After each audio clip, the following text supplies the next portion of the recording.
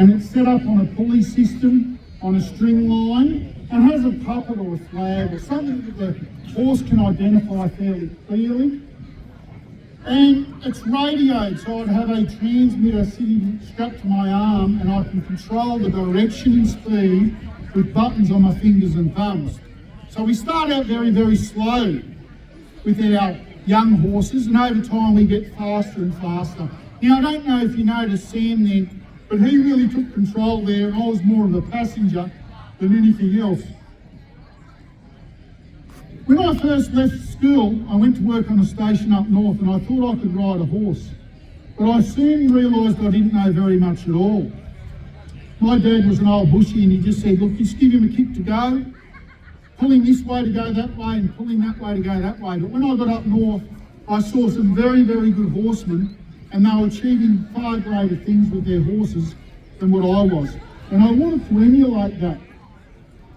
This old fella said to me, Jack, you need to ride more with your legs and your seat and your body and less with your hands.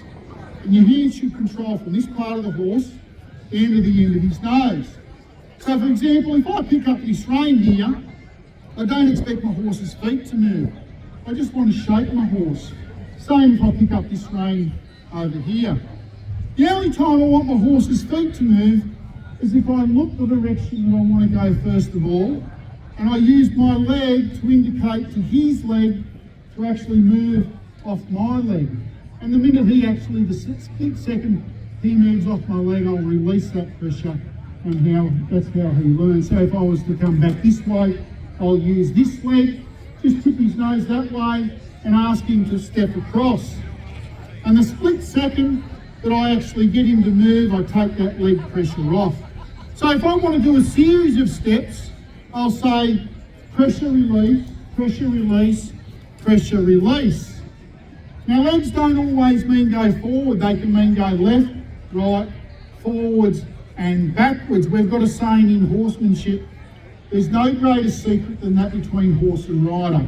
And what that basically means is that over time, I'd like to get my horse to a point where the communication between us was such that only he and I could actually understand what was actually going on between us. So for example, if I want this horse to move backwards, I'll just roll my pelvis backwards and ask him to move backwards with a bit of leg pressure. If I want him to move forwards, I'll just ask him to move forwards. So legs don't always mean go forwards, they can mean go a combination of all those things. Now once you've got your horse's trust and respect, and you can move each leg independently and shake your horse through the bridle and move him with your legs, you can get him doing some pretty cool things like side passing. So from a practical sense, this is a really good exercise to be able to do with your horse if you're lazy like me and don't like getting off and opening and closing gates. Means I can open the gate and close it without hopping off. Now, I mentioned trust and respect. Once you've got your horse's trust and respect, you can achieve some pretty cool things with your horses. I always try and get my horses to lay down for me. Come on, that's worth at least a little bit of an applause, everyone. The reason I like to lay down my horses is because it's a trust-building exercise. Horses are a flight animal.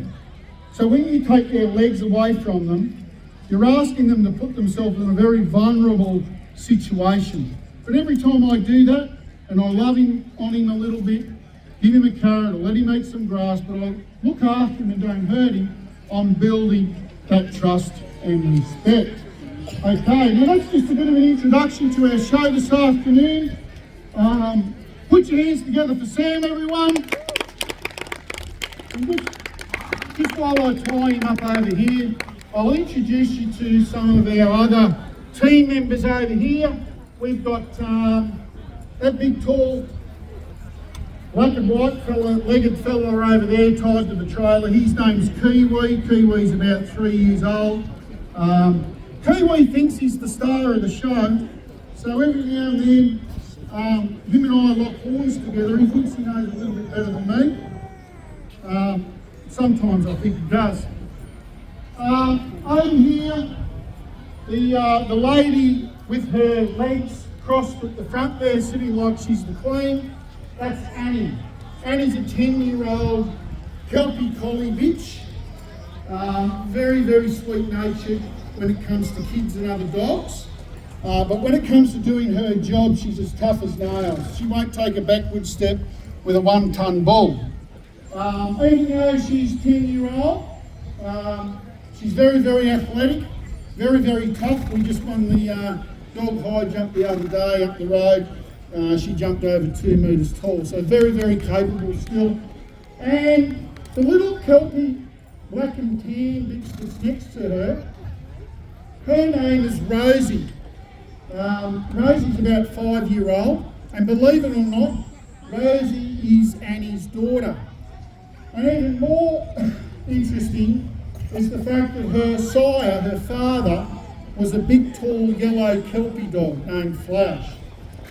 Rosie was the runt of a litter. She was a litter of 10, and she was too small to actually feed off Annie. She was too small to actually feed off Annie. So I had to, she used to lay my hand, and I used to have to feed her with an eyedropper, and she got very sick there at one stage, and we thought we were going to lose her. But she pulled through, and I said, look, if she makes it, she's not going anywhere, we'll keep her. She's an extreme athlete, she's a workaholic, and very, very stylish, which is very different to her mother. Now, I know I call them working dogs, but you must understand that they actually don't see what they do as work. They do it because they love it. I don't need to give them pickies or treats or anything like that, or a beer at the end of the day, or a paycheck at the end of the week.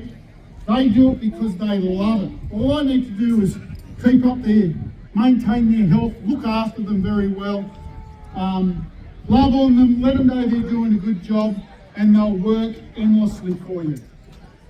Rosie, Rosie, Rosie. Now look, when we purchase a working dog, you can't just go out and buy a Kelpie or a collie and think, oh, well, I bought a dog, they'll know what to do. Go and round them up, Rosie, and they'll know how to do the rest. Just like our horses, we need to put buttons on our dogs.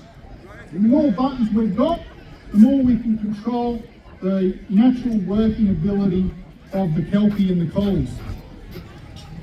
Now, I always say, if I can have the dog come to me and stop my dog 100% of the time, I've got it about 90% trained. Those 2 commands alone. And if you think about the dogs that you may know in your lives, whether you could do that in all circumstances, the answer is probably no, and sometimes it becomes difficult when the dogs are excited and they want to actually go and do a job themselves.